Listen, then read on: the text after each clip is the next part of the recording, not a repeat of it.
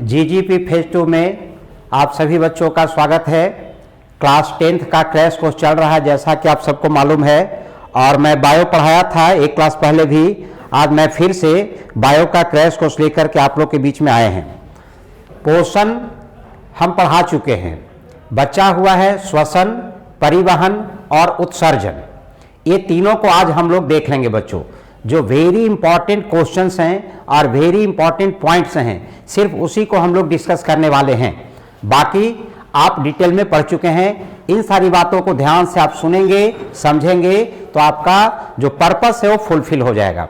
सबसे पहले देखिए, श्वसन का परिभाषा से क्वेश्चन पूछता है, तो आप ये बोल देते हैं, लिख देते हैं कि सांस लेना, सांस छोड़ना। नहीं बच्चों, श्वसन वैसी जैव प्रक्रम को कहते हैं जिसमें किसी भी जीवित शरीर के प्रत्येक जीवित कोशिकाओं में ऊर्जा का उत्पादन होता है, उसे श्वसन कहते हैं। ऐसा नहीं कि हमने सांस लिया और सांस छोड़ा, उसे तो श्वासोच्छ्वास कहते हैं।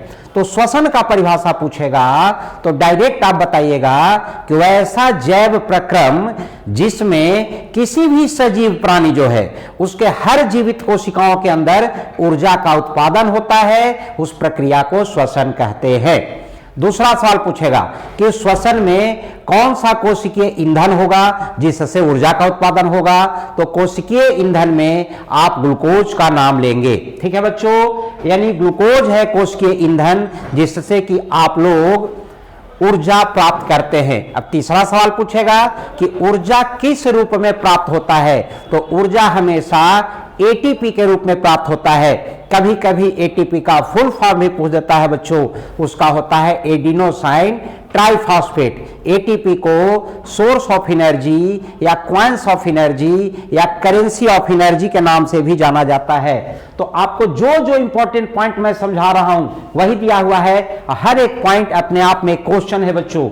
उसी तरह से कभी पूछता है कि श्वसन को रिएक्शन द्वारा प्रदर्शित करें, तो आप ग्लूकोज का फार्मूला जानते हो बच्चों, C6H12O6, उससे 6O2 ऐड कर दोगे और एरो दे करके 6CO2 यानी कार्बन डाइऑक्साइड, 6H2O यानी जल, और उसके बाद एनर्जी लिख देना। एनर्जी के बगल में एटीपी लिख दोगे तो भी ठीक, सिर्फ एनर्जी लिखोगे तो भी ठीक। समय कम होने के चलते बच्चों मैं बोर्ड का सहायता नहीं, बस सारी बातों के यहाँ पे समझा दे रहे हैं। आप लोग ध्यान से सुनेंगे, समझ में आ जाएगा।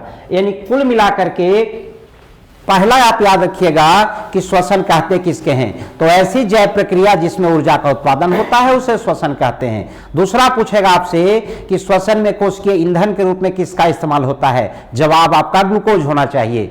तीसरा सवाल पूछेगा कि ऊर्जा का उत्पादन किस फॉर्मेट में होता है, तो आपका जवाब एटीपी होना चाहिए। एटीपी को और किस नामों से जानते हैं, तो उसे हम लोग रासायनिक ऊर्जा का वाहक, जिसको सोर्स ऑफ एनर्जी के नाम से भी जानते हैं। दूसरा पूछता है बच्चों कि ग्लूकोज का सबसे पहले टूटने का काम कहां होता है, तो किसी भी कोशिका के कोशिका द्रव्य में यानी साइटोप्लाज्म में। और एक ग्लूकोज मॉलिक्यूल के टूटने से क्या बनता है, तो आपका आंसर होना चाहिए पायरुवेट या पायरुविक एसिड। तो एक ग्लूकोज मॉलिक्यूल के टूटने से 2 पायरुवेट का निर्माण होता है बच्चों।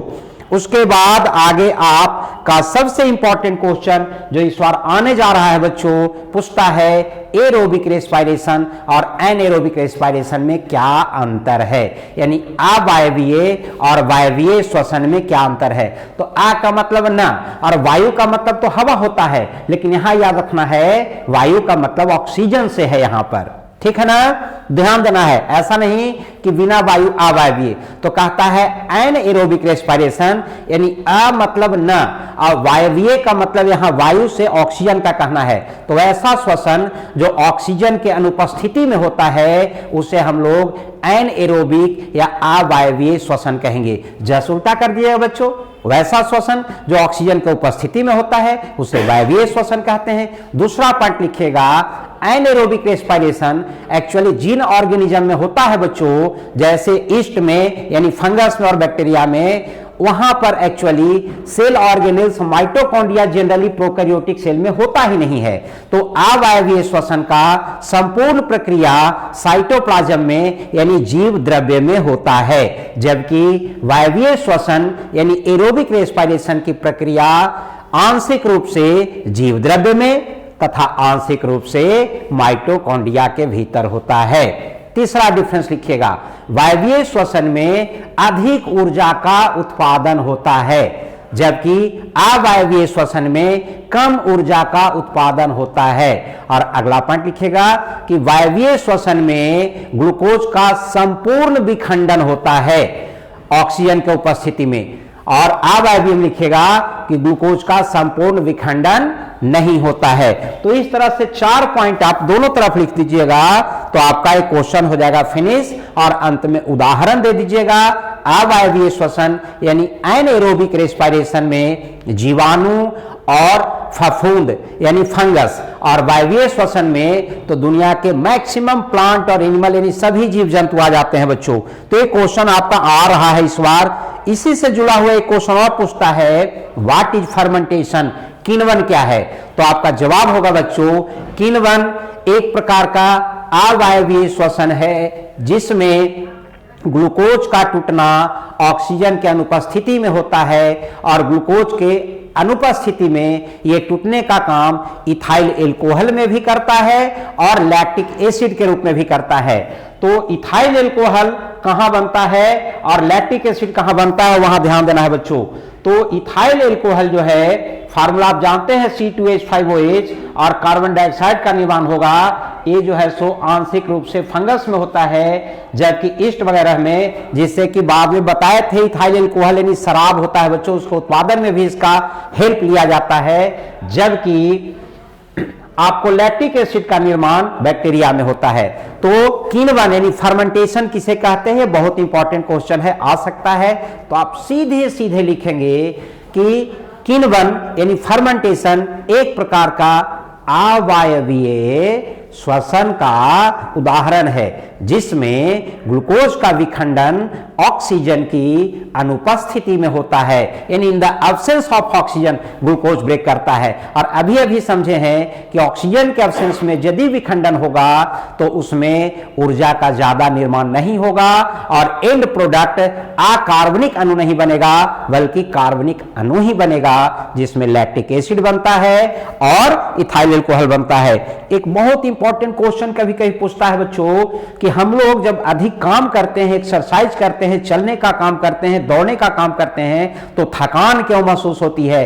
तो हम लोग के शरीर में भी अवायवीय श्वसन होता है जब अधिक फिजिकल वर्क करते हैं तो, और लैक्टिक एसिड जमा हो जाता है हमारे मांसपेशियों के कोशिकाओं में। तो आपका जवाब होगा थकान यानी मस्कुलर क्रैम्प, यानी हमारे मांसपेशियों को थक जाने का कारण है लैक्टिक एसिड का जमा हो जाना। मैं सिर्फ वही बात बोल रहा हूं जो क्वेश्चन में पूछेगा बच्चों। उसके बाद कहता है पौधा में गैसों का आदान प्रदान किस प्रक्रिया के द्वारा होता है? तो पौधा में गैसों का आदान प्रदान विसरण प्रक्रिया के द्वारा, डिफ्यूजन प्रक्रिया के द्वारा होता है। फिर पूछ देगा कि पौधा में श्वसन अंग के रूप में कौन कार्य करता है? तो बच्चों पत्तियों में स्टोमाटा यानी छोटा छोटा छिद्र होता है जिसे हम लोग रंध्र भी कहते हैं। तो आप कह सकते हैं पत्तियों में श्वसन का कार्य यानी गैसों का आदान प्रदान रंध्रों के द्वारा यानी स्टोमाटा के द्वारा होता है, जबकि उसी का जो स्टेम होता है, तना होता है मोटा वाला, उसमें वात रंध्र होता है यानी लेंटिसेल्स होता है। तो ये बात याद रखिएगा। फिर पूछेगा आपसे कि इंसेक्ट में, कीड़ा मकोड़ा में श्वसन के लिए कौन सा अंग पाया जाता है? तो आपका जवाब ट्रैकिया होगा। उसी तरह से फिर पूछेगा मछली में श्वसन के लिए कौन सा अंग होता है? तो आपका जवाब गलफड़ा होना चाहिए, गिल्स होना चाहिए। मछली देखे होगे यहां गलफड़ा हटा के फक फक फक फक करते रहता है, तो वो श्वसन अंग होता है बच्चों। और फिर पूछे कि मनुष्य का श्वसन अंग कौन है? तो आपका जवाब फेफड़ा होगा। तो ये जो है इंपॉर्टेंट पॉइंट था जो हम आपको डिस्कस कर दिए। श्वसन से संबंधित इतना बात का यदि आप ख्याल रखते हैं तो आपका सवाल कोई भी नहीं छूटेगा।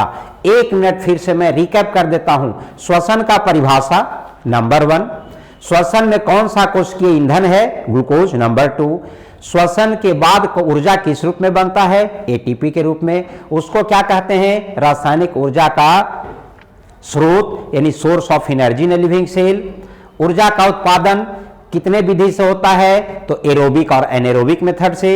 एरोबिक और एनारोबिक मेथड में डिफरेंस, फिर इंसेक्ट का कौन सा श्वसन अंग है, मछली का कौन सा श्वसन अंग है और मनुष्य का कौन सा श्वसन अंग है, और किण्वन यानी फर्मेंटेशन किसे कहते हैं। यदि श्वसन से मात्र इतना बात आप यदि समझ लेते हैं, याद करते हैं, तो आपका कोई सवाल छूटने वाला नहीं है इस बार के मैट्रिक के एग्जामिनेशन में बच्चों, ज्यादा नहीं। अब देखिए गृह कार्य के लिए पिछले बार बच्चे बोले थे कि गृह कार्य शब्द दीजिए, तो देखिए आपको दिए हैं प्रकाश संश्लेषण को प्रभावित करने वाले कारक हैं, तो इसका उत्तर भी दे रखे हैं बच्चों, प्रकाश, तापमान, कार्बन डाइऑक्साइड, इनमें से सभी, तो सभी होगा बच्चों।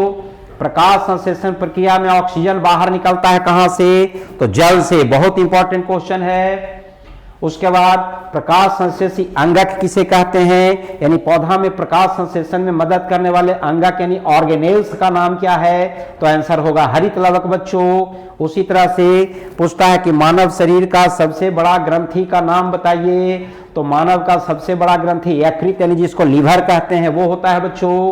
क्लोरोफिल वर्णक का रंग कैसा होता है, तो क्लोरोफिल का रंग हरा होता है। मनुष्यों में सांस लेने और छोड़ने की क्रिया को क्या कहते हैं, तो इसे श्वासोच्छ्वास कहते हैं। इसी बात को हम जिक्र कर रहे थे कि श्वसन किसे कहते हैं, तो बहुत सारे बच्चे यही लिख देते हैं कि वायुमंडल से ऑक्सीजन को लेना और फिर फेफड़ा से कार्बन डाइऑक्साइड को छोड़ना, उसको श्वासोच्छ्वास के जगह पर श्वसन। लेकिन ध्यान देना बच्चों, क्या वायुमंडल से सिर्फ ऑक्सीजन हम लोग लेते हैं, नाक में कोई मशीन फिट है जो एयर में से ऑक्सीजन को निकाल लेगा और कार्बन डाइऑक्साइड, नाइट्रोजन और वाटर वेपर को छोड़ देगा, नहीं बच्चों। ऑक्सीजन युक्त हवा को यानी वायु को हम लोग वातावरण से फेफड़ा में लेते हैं और फेफड़ा से कार्बन डाइऑक्साइड युक्त हवा को वातावरण में छोड़ते हैं। इस प्रक्रिया को श्वासोच्छ्वास कहते हैं यानी ब्रीदिंग कहते हैं, ना कि रेस्पिरेशन यानी श्वसन कहते हैं। तो ये बहुत इंपॉर्टेंट क्वेश्चन है, यानी मनुष्यों में सांस लेने और छोड़ने की क्रिया को क्या कहा जाता है, तो उसे आप श्वसन न कह दीजिएगा, उसे श्वासोच्छ्वास अंग्रेजी में ब्रीदिंग कहते हैं बच्चों। अगला सवाल पे आ जाएंगे, मनुष्य की मांसपेशी में क्रैम्प यानी थकान का कारण क्या है, अभी अभी जिक्र किया था हमने, लैक्टिक एसिड का जमा होना। आगे बढ़ते हैं बच्चों, लघु उत्तरीय क्वेश्चन, इसका जवाब मैं जो मैगजीन छपेगा उसमें लिख दूंगा बच्चों, आप लोग मैगजीन देखेंगे बाद में, मटेरियल में इसका लिख करके दे चुका हूं ऑलरेडी। स्वपोषी पोषण तथा विषम पोषी पोषण में क्या अंतर है, 2 अंक का सवाल में आने की संभावना है। अभी बताए थे अवायवीय श्वसन और वायवीय श्वसन में क्या अंतर है, आप लोग खुद से भी लिख के देखना बच्चों। मछली, मच्छर, केंचुआ तथा मनुष्य के श्वसन अंगों के नाम लिखें, तो अभी अभी बताए है ना, मछली में गिल्स हो गया, मच्छर में ट्रैकिया चूंकि इंसेक्ट है, केंचुआ में स्किन होता है त्वचा, और मनुष्य में तो फेफड़ा है ही बच्चों। मनुष्य के आहार नाल का एक स्वच्छ एवं नामांकित चित्र बनाए, ये 5 नंबर का क्वेश्चन में हमेशा आता है, फिर इस बार आने का चांस है, इसलिए यहां ध्यान दीजिएगा बच्चों। अब आते हैं मैं लाइफ प्रोसेस के दूसरे चैप्टर में, जिसको कि हम लोग परिवहन के नाम से जानते हैं, ठीक है। तो यहां पर हम लोग परिवहन का डिस्कस करेंगे बच्चों। जैसा कि आप जानते हैं, पौधों में सबसे पहले शुरू करते हैं बच्चों, जाइलम और फ्लोएम। जाइलम नाम में ही जल सब जुड़ा हुआ है, जाइलम में से ई जब निकाल दोगे तो क्या बचेगा, जलम, जाइलम, ई हटा दो, क्या बचा, जलम। तो जिसका नाम में ही क्लियर है कि हम क्या काम करते हैं, थोड़ा टेक्निक है बच्चों। तो जाइलम जल का संवहन करता है पौधों में। अब जल में कुछ घुला हुआ खनिज लवण मिनरल्स तो रहेगा ही रहेगा, इसीलिए ध्यान देना है बच्चों, जाइलम जो है पौधों में जल और खनिज लवण का परिवहन करता है, जबकि दूसरा जो ऊतक होता है फ्लोएम, वो पत्तियों में बने हुए प्रकाश संश्लेषण के द्वारा जो ऑर्गेनिक फूड होगा, जो कार्बनिक भोज्य पदार्थ होगा, उसका परिवहन पूरे पौधा में करता है। दूसरा याद रखिएगा, जाइलम एक दिशा में परिवहन करता है, सिर्फ रूट से अवशोषित जल और खनिज लवण को पत्तियों तक पहुंचाता है, जबकि फ्लोएम बाई डायरेक्शनल यानी दोनों दिशा में भोज्य पदार्थों का संवहन करता है, वो रूट से ऊपर और ऊपर से नीचे हर दिशा में ले जाएगा। तो याद रखिएगा, एक क्वेश्चन आता है बच्चों। उसके बाद आपको एक क्वेश्चन पूछता है, वाष्पोत्सर्जन किसे कहते हैं। वाष्पोत्सर्जन वह प्रक्रिया है जिसके द्वारा हरे पौधे अपने वायवीय भागों के द्वारा जल को वाष्प के रूप में वातावरण में छोड़ते हैं, उस प्रक्रिया को वाष्पोत्सर्जन कहते हैं। तो ये भी आपको आने लायक है, जो आने वाला है वही हम दिए ही है बच्चों, ठीक है ना। उसके बाद मनुष्य में परिवहन में कौन कौन मदद करता है, तो मनुष्य में ब्लड है बच्चों, रक्त है, उसके बाद ब्लड वेसल्स है यानी रक्त वाहिनिकाएं हैं, और उसमें मदद करने वाला एक मशीन है हार्ट, जिसको हम लोग दिल कहते हैं, है ना। तो ये दिल भी है, ये सब मिलकर के मदद करता है बच्चों। अगला सवाल पूछेगा कि ब्लड है क्या, तो ब्लड यानी रक्त एक प्रकार का ऊतक है, सरल संयोजी ऊतक है, तरल, सरल नहीं तरल, तरल संयोजी ऊतक है बच्चों। अब उसमें सेल कितने प्रकार के पाए जाते हैं, तो 3 प्रकार के पाए जाते हैं बच्चों, आरबीसी, डब्ल्यूबीसी और प्लेटिलेट्स, यानी लाल रक्त कणिकाएं, श्वेत रक्त कणिकाएं और उसके बाद रक्त पट्टिकाणु। अब कहता है कि ब्लड का पीएच वैल्यू कितना होता है, सवाल आता है बच्चों, जो सवाल में आता है मैं सिर्फ वही डिस्कस कर रहा हूं, क्योंकि एक क्रैश कोर्स है बच्चों। आप 45 मिनट 40 मिनट का वीडियो देख लेंगे तो एक एक पॉइंट, एक एक सेंटेंस आपको क्वेश्चन आने के लायक है, ठीक है ना। तो रक्त का पीएच वैल्यू कितना होता है, तो 7.4 होता है, आता है हमेशा। इसका मतलब कि वो हल्का क्षारीय होता है। उसके बाद रक्त का रंग लाल क्यों होता है, तो क्योंकि उसके पास हीमोग्लोबिन नामक एक पिगमेंट पाया जाता है, वर्णक पाया जाता है, और उस हीमोग्लोबिन का काम क्या है, तो ऑक्सीजन और कार्बन डाइऑक्साइड को ढोने का काम करता है बच्चों। आगे बढ़ते हैं हम लोग। प्लेटलेट्स क्या करता है, तो जब हमारे शरीर का कोई भाग कट जाता है, हम लोग एक्सीडेंट में गिर जाते हैं और रक्त का प्रवाह होने लगता है, खून बहने लगता है, तो उस खून को थक्का जमने में मदद करता है। तो ये सवाल भी कई बार पूछ चुका है कि रक्त के थक्का जमने में कौन सा कोशिका मदद करता है, तो प्लेटलेट्स आपका आंसर होगा, यानी जिसको बिम्बाणु कहते हैं, ठीक है बच्चों।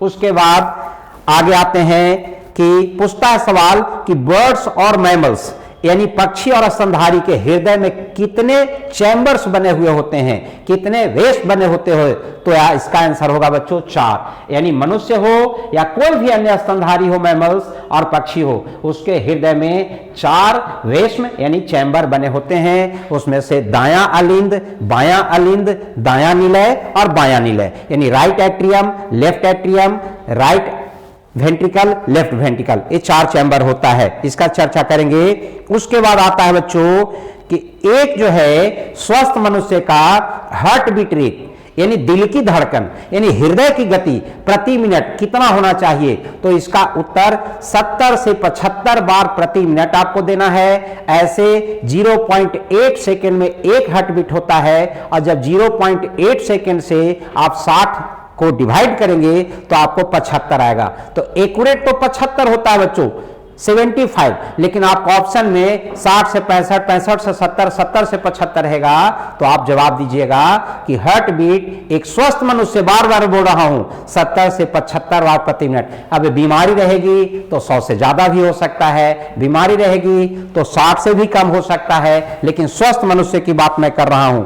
उसके बाद आगे बढ़ना है बच्चों। ब्लड प्रेशर को मापने वाले मशीन को क्या कहते हैं, यंत्र को क्या कहते हैं, तो उसको कहते हैं स्फिग्मोमैनोमीटर। और कभी कभी देगा कि दिल की धड़कन को मापने वाले को क्या कहते हैं, उसको कहते हैं स्टेथोस्कोप। यानी यदि ब्लड प्रेशर पूछे, रक्तचाप पूछे, तो उसको मापने वाले यंत्र का नाम स्फिग्मोमैनोमीटर होता है। आप गए होंगे डॉक्टर साहब के यहाँ दिखाने, तो एक पारा वाला ऐसे स्टैंड रहता है और आपके हाथ में एक पट्टी बांध करके, और एक जो है सो बैलून टाइप का होता है, उसको ऐसे प्रेशर देते हैं और आपका प्रेशर, तो उस मशीन का नाम आप जान लीजिए स्फिग्मोमैनोमीटर है। तो ये सवाल पूछता है कि रक्तचाप को मापने वाले यंत्र का क्या नाम है। अगला सवाल की ओर बढ़ते हैं बच्चों। हमारा ब्लड प्रेशर कितना होना चाहिए, यानी एक स्वस्थ मनुष्य का रक्तचाप कितना होना चाहिए, तो 120/80।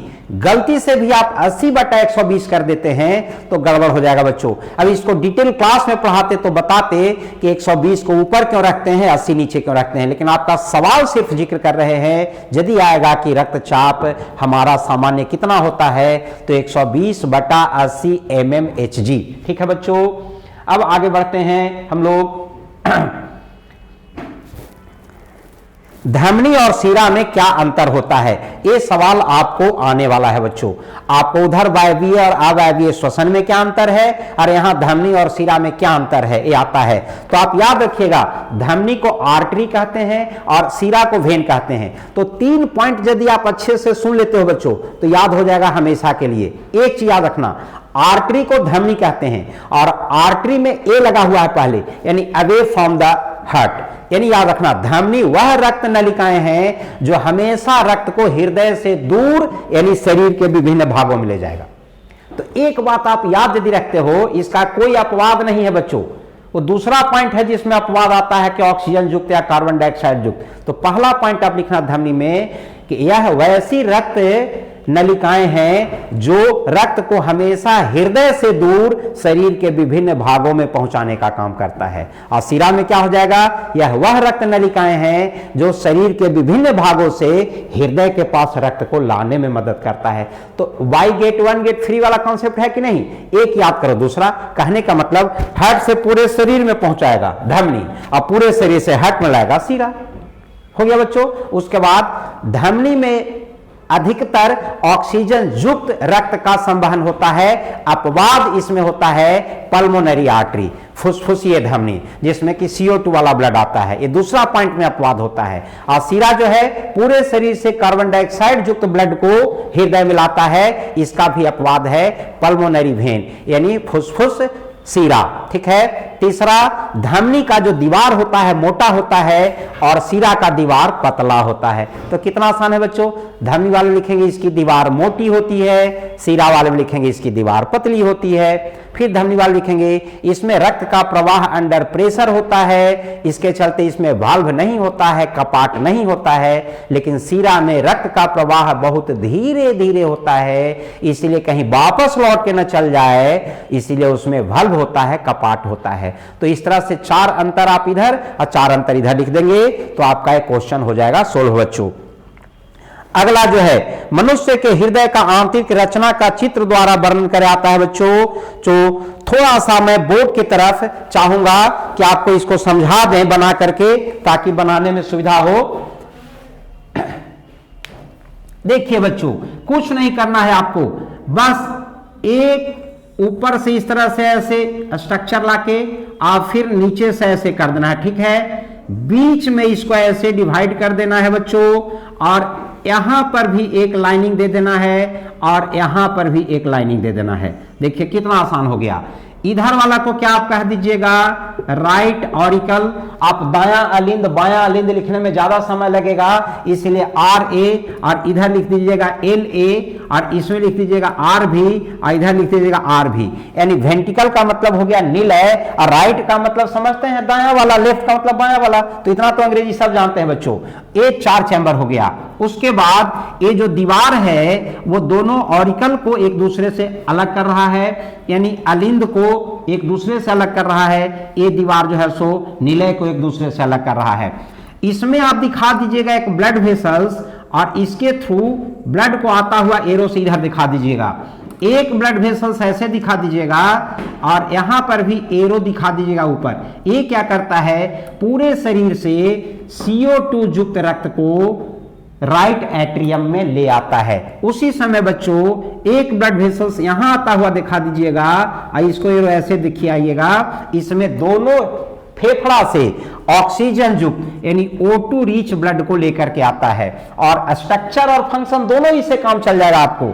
और यहां पर एक वाल्व होता है जिसको कपाट कहते हैं, 3 चैम्बर में बना हुआ, देख रहे हैं इस तरह से ऐसे 1 2 3 में बना हुआ है, इसलिए त्रिदलीय कपाट यानी ट्राइकस्पीड वाल्व के नाम से जानते हैं। और लेफ्ट साइड वाले में बच्चों 2 पार्ट का बना हुआ होता है, 1 और 1 2, देख रहे हैं ना, इस तरह से 2 ही भाग में बटा हुआ है। तो इसे द्विदलीय कपाट यानी बाइकस्पीड वाल्व कहते हैं। ठीक है ना बच्चों। अब यहां पर लेवलिंग में इसको क्या लिख दीजिएगा आप, वेना कावा, वेना कावा, यानी इसको जो है सो महाशिरा के नाम से भी लोग जानते हैं। जब यहां ब्लड आ जाता है बच्चों CO2 वाला, तो यहां से एक ब्लड वेसल्स निकलता है जो ब्लड को लेकर के दोनों लंग्स में जाएगा, ठीक है ना। और ये कहलाएगा पल्मोनरी आर्टरी यानी फुसफुसिये धमनी। और यहां से ऑक्सीजन युक्त जो ब्लड आता है उसको लेकर के भी एक ब्लड वेसल्स निकलता है और वो जो है सो बाहर जाएगा, सिस्टेमिक ऑर्टा कहलाता है। इसको महाधमनी के नाम से जानते हैं। आपको डायग्राम में जो हम भेजेंगे पीडीएफ उसमें रहेगा बच्चों। तो इंटरनल स्ट्रक्चर हो गया। और यहां पर जो है ऐसे नोड होता है एक जो हार्ट में रिदम को यानी सिस्टोल और डायस्टोल सिकुड़ने और फैलने के लिए जो इंपल्स पैदा करता है वो राइट एट्रियम में होता है, ठीक है ना बच्चों। अब ध्यान से सुन लीजिए थोड़ा सा। मान लो कभी पूछ दिया रक्त का प्रवाह कैसे होता है, तो पूरे शरीर से कार्बन डाइऑक्साइड युक्त रक्त को वेना कवा के द्वारा राइट एट्रियम में भेजा जाता है। दूसरा, राइट एट्रियम से CO2 युक्त ब्लड राइट वेंट्रिकल में चला जाता है। राइट वेंट्रिकल से वो पल्मोनरी आर्टरी के द्वारा दोनों फेफड़ा में जाएगा शुद्धिकरण के लिए यानी ऑक्सीकृत होने के लिए। जब ऑक्सीकृत हो जाएगा दोनों साइड में, दोनों फेफड़ा में, तो वहां से फिर से लेकर के पल्मोनरी वेन ऑक्सीजन युक्त रक्त को लेफ्ट एट्रियम में आएगा। लेफ्ट एट्रियम लेफ्ट वेंट्रिकल को दे देगा और लेफ्ट वेंट्रिकल से महाधमनी के द्वारा फिर से ऑक्सीजन युक्त रक्त निकल के पूरे शरीर में जाएगा। यानी 30 सेकंड में देख लीजिए, पूरे शरीर से कार्बन डाइऑक्साइड वाला राइट एट्रियम में, राइट एट्रियम से राइट वेंट्रिकल में, राइट वेंट्रिकल से दोनों लंग्स में, दोनों लंग्स में CO2 वाला O2 वाला में कन्वर्ट हो गया। अब O2 वाला दोनों लंग्स से इस साइड में आ जाइए लेफ्ट एट्रियम में, लेफ्ट एट्रियम से लेफ्ट वेंट्रिकल में और लेफ्ट वेंट्रिकल से पूरे बॉडी में चला गया ऑक्सीजन वाला। तो ये प्रक्रिया हो गया। तो आप इस तरह का डायग्राम बना के और 2-4 लेवलिंग कर देंगे तो आपको नंबर मिल जाएगा। आपको फिर से मैं लिए चलता हूं। आपको देखिए इसमें A to Z जितना भी स्ट्रक्चर है उसको समझाया हुआ है। ये ब्लड को लेके जा रहा है तीर के निशान, महाधमनी, ये जो है सो फुसफुस धमनी, अग्र महाशिरा। और ये इसमें दिखाया गया है बच्चों जितना भी समझाए कि हार्ट में राइट एट्रियम है, लेफ्ट एट्रियम है, राइट वेंट्रिकल है, लेफ्ट वेंट्रिकल है। और इसमें अर्धचंद्राकार वाल्व का पार्ट होता है, सेमिलुनर वाल्व्स ऊपर, और नीचे होता है त्रिदलीय का पार्ट और द्विदलीय का पार्ट, ठीक है ना। तो ये हार्ट का स्ट्रक्चर आपको 5 नंबर में आएगा कि हृदय का चित्र बनाएं और उसे लेवलिंग करें। वर्णन करने की कोई आवश्यकता नहीं है और कभी कभी वर्णन करने के लिए भी आता है, सचित्र वर्णन करें। तो ये सवाल 5 नंबर में आने की संभावना बन रही है। अब आते हैं बच्चों लाइफ प्रोसेस के सबसे अंतिम चैप्टर में, उत्सर्जन। उत्सर्जन का मतलब एक्सक्रीशन। अब सोचिए, बहुत बच्चे समझते हैं कि हम लोग खाना खाने के बाद जो फीकल मैटर मल पदार्थ त्यागते हैं उसे उत्सर्जन करते हैं। नहीं बच्चों, पाचन के बाद अवशोषण जो होता है भोजन का, कार्बोहाइड्रेट, प्रोटीन, लिपिड, विटामिन, वो कोशिकाओं के अंदर जाकर के जब टूटता है तो उससे फिर कुछ नाइट्रोजनी बेकार पदार्थ का उत्पादन होता है, जैसे अमोनिया, यूरिया, यूरिक एसिड। तो उनको शरीर से बाहर निष्कासित करने की प्रक्रिया को उत्सर्जन कहा जाता है, ठीक है। अब पूछता है कि मनुष्य का मुख्य उत्सर्जी अंग कौन होता है, तो किडनी, जिसको हिंदी में वृक्क लिखा हुआ रहेगा बच्चों। ये सवाल हमेशा पूछता है, लेकिन एक सवाल पूछता है तो बच्चे गड़बड़ कर देते हैं। वो क्या, तो पूछता है यूरिया का निर्माण कहां होता है। क्योंकि मनुष्य में मुख्य उत्सर्जी पदार्थ क्या होता है, इसका जवाब यूरिया होगा। और इस यूरिया का निर्माण कहां होता है, संश्लेषण कहां होता है, तो लीवर होगा बच्चों। यानी 3 सवाल, कंफ्यूज नहीं करना है। मनुष्य का मुख्य उत्सर्जी अंग क्या है, तो वृक्क यानी किडनी। मनुष्य का मुख्य उत्सर्जी पदार्थ क्या है, तो यूरिया, जिसको खाद के रूप में भी खेत में डालते होंगे, नाम जानते हैं यूरिया। और तीसरा, यूरिया का संश्लेषण कहां होता है हमारे शरीर में, तब इसका जवाब यकृत होगा यानी लीवर। यानी बनता है यूरिया लीवर में, बाहर उसको भेजा जाता है यूरिया के रूप में किडनी के द्वारा, ठीक है ना। तो ये बात याद रखना है। यानी मनुष्य का, देखिए यही सब बात इसमें बताया है बच्चों कि हमारे शरीर का जितना भी उपापचयी यानी मेटाबॉलिज्म के बाद जो वेस्ट मटेरियल नाइट्रोजनी अपशिष्ट पदार्थ बनता है, जिसमें अमोनिया, यूरिया, यूरिक एसिड आता है, उसको शरीर से बाहर निष्कासित करने की प्रक्रिया को उत्सर्जन कहते हैं। फिर देखिए अभी बताए मनुष्य का मुख्य उत्सर्जी पदार्थ क्या है, तो यूरिया है। आपको हर सवाल से एक पॉइंट बनाया हूं बच्चों।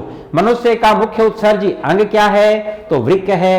और किडनी के अंदर यानी वृक्क के अंदर सबसे छोटा कार्यात्मक और रचनात्मक इकाई को क्या कहते हैं, तो उसे हम लोग नेफ्रॉन कहते हैं या यूरिनीफेरस ट्यूब्यूल्स कहते हैं। ठीक है ना, तो ये हो गया।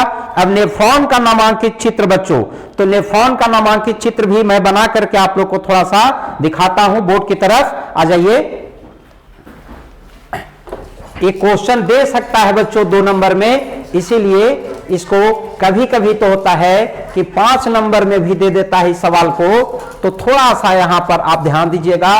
बहुत ही आसान है। यानी एक नेफ्रॉन का यानी किडनी के अंदर यूनिट है, उसका डायग्राम बनाने के लिए दे देगा। 2 नंबर में भी दे सकता है, 5 नंबर में भी दे सकता है। ज्यादातर चांस 2 नंबर, चूंकि 5 नंबर में तो एक ही सवाल ही लिखना है बच्चों।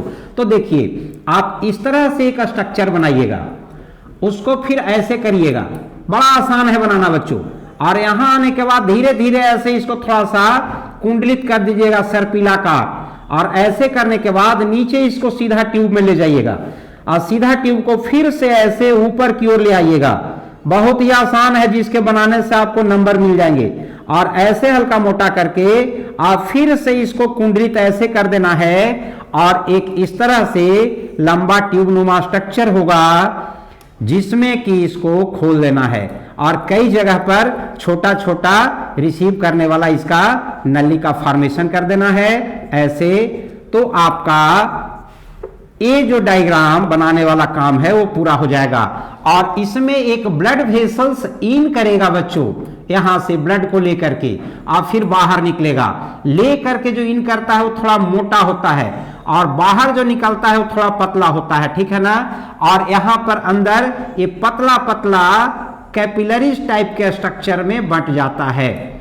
तो इतना बना करके, और इसका नाम आप लिख दीजिएगा एफेरेंट आर्टेरियोल, इसका नाम लिख दीजिएगा इफेरेंट आर्टेरियोल, इसको लिख दीजिएगा बोमेन कैप्सूल, इसको लिख दीजिएगा ग्लोमेरुलस, इसको लिख दीजिएगा पीसीटी, इसको लिख दीजिएगा लूप ऑफ हेनले यानी हेनले का लूप, इसको लिख दीजिएगा डीसीटी, और इसको लिख दीजिएगा बच्चों कलेक्टिंग डक्ट। तो आपका इस सवाल का जवाब हो जाएगा। और बड़ा ही सिंपल है, इसमें आपको 2 नंबर का रहेगा, तब तो हूबहू 2 नंबर मिल जाएगा आपको। 5 नंबर का रहेगा तो थोड़ा वर्णन भी करना पड़ेगा। और इसमें जितना भी लेवलिंग है मैं इसका हिंदी नाम से भी समझाता हूं बच्चों। आ जाता हूं बोर्ड के तरफ, चूंकि समझाना जरूरी था बना करके, ताकि बनाने में देखिए यहां पर आपको ये जो है बोमेन्स कैप्सूल है। अब देखिए, जिसको हम एफरेंट आर्टेरियोल कह रहे थे, अभिवाही धमनिका इसी को कह रहा है। जिसको इफरेंट आर्टेरियोल कह रहे थे, अपवाही धमनिका है। और जो एक ट्यूब है सर्पिलाकार घुमा हुआ, उसे कुंडलित नलिका कहता है। और जो कप से स्ट्रक्चर था, बोमेन नाम के एक वैज्ञानिक, ऐसा नहीं समझना कि बोमेन माने औरत। बहुत लोग समझता है कि Bowman's capsule only found in Bowman, जी नहीं, मैन में भी। किडनी सिर्फ बोमेन में होता है बच्चों, मैन बोमेन सब में होता है। इसलिए बाउमेन वैज्ञानिक का नाम था, इसलिए बाउमेन्स कैप्सूल्स नाम है एक्चुअली, इसलिए बोमेन संपुट कहते हैं इसको। और उसके बाद ये जो नीचे की ओर ट्यूब आ रहा है यू के शेप का, इसको हेनले का लूप कहते हैं। अब नीचे जा रहा है उसको अवरोही, और ऊपर जा रहा है उसको आरोही। यानी इस तरह से लिखने की जरूरत नहीं, आप सीधे लिख देना हेनले का लूप यानी हेनले का चाप। और उसके बाद इधर जो है पतला पतला नली जो है संग्राहक नलिकाएं हैं जो ले रहा है, और इसको कहते हैं संग्राहक नली यानी कलेक्टिंग डक्ट। तो ये आप बना देंगे तो आपको नंबर मिल जाएगा। अब सीधे आते हैं बच्चों, कभी कभी हमारा किडनी फेल होने का नाम सुने हैं कि किडनी फलाना आदमी का फेल हो गया। तो जब किडनी फेल होता है बच्चों, तो उस कंडीशन में आर्टिफिशियल डायलिसिस कराया जाता है। रक्त में यूरिया का जो कंसंट्रेशन सांद्रण बढ़ जाता है, तो उसको एक मशीन के द्वारा बाहर निकाला जाता है, और उस मशीन को कृत्रिम डायलाइजर मशीन कहते हैं, और उस प्रक्रिया को डायलाइसिस कहते हैं। उसका डिटेल आप क्लास में पढ़े होंगे, यहाँ क्रैश कोर्स है इसलिए मैं थोड़ा थोड़ा बता रहा हूं। अब पौधे का मुख्य उत्सर्जी पदार्थ क्या होता है, इससे क्वेश्चन ऑब्जेक्टिव में जरूर आता है बच्चों। तो पौधों में मुख्य रूप से 4 उत्सर्जी पदार्थ होता है। रेजिन्स होता है बच्चों, टैनिन्स होता है, गोंद होता है, और लैटेक्स होता है। इनके उत्सर्जी पदार्थ या तो पत्तियों में जमा रहता है, और पत्ते जब पक करके पुराना होकर के गिरते हैं सूख करके पेड़ से नीचे, तो सर्दी पदार्थ बाहर चला जाता है। उसी तरह से पेड़ों के छालों में जमा रहता है और छाल जो है सो सूख करके बॉडी से अलग होता है तो सर्दी पदार्थ चला जाता है। यानी हम लोग की तरह उसमें किडनी यानी वृक्क नहीं होता है बच्चों। उसके बाद आपको कुछ मैं गृह कार्य दिया हूं यहां पर, धमनी और शिरा में अंतर लिखें। आर्टरी और वेन में बताया हुआ भी है। नेफ्रॉन का नामांकित चित्र बनाया बच्चों, अभी अभी बोर्ड पे समझाया भी और पीडीएफ में भी रहेगा। उसके बाद मानव हृदय का आंतरिक रचना का वर्णन करें, 5 नंबर के क्वेश्चन में आने की संभावना है। और उसके बाद मानव के उत्सर्जित तंत्र का नामांकित चित्र बनाएं। तो मानव का जो उत्सर्जित तंत्र है बच्चों, इसका नामांकित चित्र मैं बस 2 मिनट में फिर से आपको एक समझा देता हूं, बोर्ड की ओर ये चलता हूं। और एक बात ध्यान देके आप देखिएगा कि जितना बात मैं शॉर्टकट में क्रैश कोर्स के लिए, ये 3 चैप्टर एक्चुअली जब क्लास में पढ़ाया जाता है बच्चों तो बहुत लंबा बताया जाता है समझाने के लिए, लेकिन यहां जो बहुत जरूरी है आपके लिए एकदम सेलेक्टेड वही सिर्फ लाए हैं। तो कभी कभी एक उत्सर्जी तंत्र का चित्र बनाने आएगा तो बस सीधे आप क्या कीजिएगा बच्चों कि इस तरह से 2 किडनी बना दीजिएगा 2 साइड में। किडनी के ऊपर एक ग्लैंड होता है जिसको एड्रिनल ग्लैंड कहते हैं, थोड़ा सा इसे दर्शा दीजिएगा। उसके बाद यहां से निकलेगा एक नली जिसको कि यूरेटर कहते हैं, इसको बना दीजिएगा। दोनों तरफ से निकलेगा, यूरेटर बना दीजिएगा। और इसको खुलता है एक थैली में जिसको हम लोग कहते हैं यूरिनरी ब्लाडर, यूरिनरी ब्लाडर बना दीजिएगा। और यूरिनरी ब्लाडर के बाद नीचे यूरेथ्रा बना दीजिएगा। और यहां पर एक ब्लड वेसल्स होता है, एक जो है सो ऑक्सीजन युक्त यानी आर्टरी का ब्रांच और एक वेन का ब्रांच। तो इसमें से निकल के भी इसमें जाएगा और इससे इसमें आएगा, ठीक उसी तरह से इससे भी निकल के इसमें जाएगा बच्चों और इससे निकल के इसमें आएगा। तो इस तरह से आप डायग्राम बना देंगे। और इसे यदि आप लिख देते हैं किडनी यानी वृक्क, इसको आप लिख देते हैं यूरेटर, इसको लिख देते हैं आप यूरिनरी ब्लाडर, और इसको आप लिख देते हैं यूरेथ्रा, ठीक है ना। और एक को कह देते हैं यदि इधर से रीनल आर्टरी, इधर से रीनल आर्टरी, और एक को कह देते हैं रीनल वेन। तो आपका लेवलिंग भी 1 2 3 4 5 6 हो गया। और इधर तो ये भी 2 नंबर के क्वेश्चन में आपका आ सकता है, ठीक है बच्चों। तो कुल मिलाकर के हम लोग का क्लास जो है सो समाप्त हुआ। और पोषण में हम लोग लाइफ प्रोसेस जो था जैव प्रक्रम था बच्चों, उसमें हम लोग 4 चीजों का डिस्कस किए। पहले क्लास में हमने पोषण को बताया था और दूसरे क्लास में आज आपको हम श्वसन के बारे में, परिवहन के बारे में और उत्सर्जन के बारे में, जो अति संभावित बिंदु था सिर्फ उसी पे हमने प्रकाश डाला है बच्चों। इसे आप पढ़ लेंगे तो आपको परीक्षा में मैक्सिमम सवाल के उत्तर हल हो जाएंगे। और इसी शुभकामनाओं के साथ आप सभी को ढेर सारा बधाई, धन्यवाद।